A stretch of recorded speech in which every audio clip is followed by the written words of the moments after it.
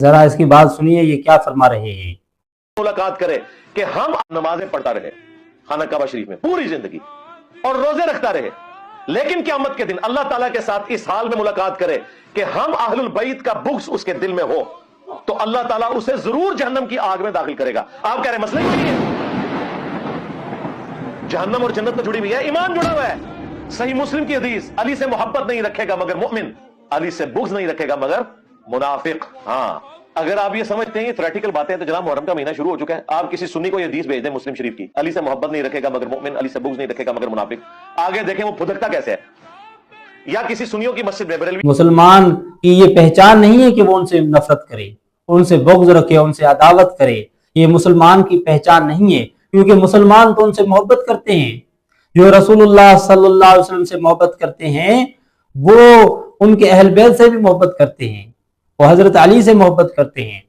حضرت فاطمہ رضی اللہ تعالی عنہا سے محبت کرتے ہیں، حضرت حسین رضی اللہ عنہ سے محبت کرتے ہیں، حضرت حسن رضی اللہ تعالیٰ عنہ سے محبت کرتے ہیں، بلکہ ان ہر سید سے محبت کرتے ہیں جو صحیح عقیدے پر ہو اور صحیح نظریے پر ہو، ان سے محبت رکھتے ہیں اور محبت کرتے ہیں ان سے۔ اور اسی طرح صحابہ سے محبت کرتے ہیں، حضرت ابو بکر رضی اللہ عنہ سے محبت کرتے ہیں، حضرت عثمان غنی سے، حضرت عمر رضی اللہ عنہ سے اور تمام صحابہ سے محبت، اس لیے کہ نبی کریم صلی اللہ علیہ وسلم نے ان سے محبت کی ہے، اور نبی کریم صلی اللہ علیہ وسلم کی اس محبت کا پیغام یہی ہے کہ ہم ان سے محبت، صحابہ سے بھی محبت کریں اور اہل بیت سے بھی محبت کریں۔ اگر اہل بیت سے نفرت کرنے والا ایمان سے خارج ہو جاتا ہے تو اسی طرح صحابہ سے نفرت کرنے والا بھی ایمان سے خارج ہو جاتا ہے۔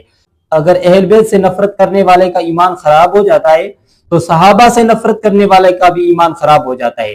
صحابہ سے نفرت کرنے والے کا یا صحابہ سے بغض رکھنے والے کا یا صحابہ سے عداوت رکھنے والے کا حضرت ابو بکر رضی اللہ تعالیٰ عنہ، حضرت عمر رضی اللہ تعالیٰ عنہ، حضرت عثمان غنی رضی اللہ تعالیٰ عنہ اور تمام صحابہ سے اگر کوئی نفرت عداوت رکھتا ہے اس کا ایمان خراب نہیں ہوتا، اس کا ایمان کمزور نہیں ہوتا۔ تو پھر اہل بیت سے نفرت کرنے والا، ان سے عداوت کرنے والا